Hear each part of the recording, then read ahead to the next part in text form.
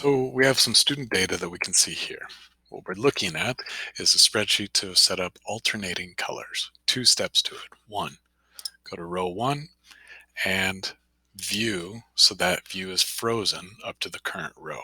What that does is make student name a header and it stays there. So as I scroll down to other names, it doesn't go away. It keeps it all the same.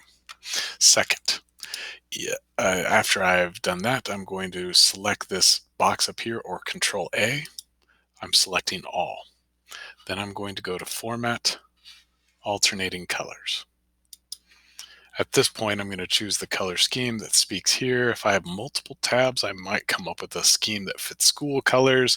If I just have the one tab to deal with, I find a scheme that works for me to where it identifies the header as this and the other color here. I click Done.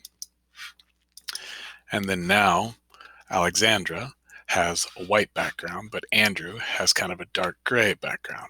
All right. So words there.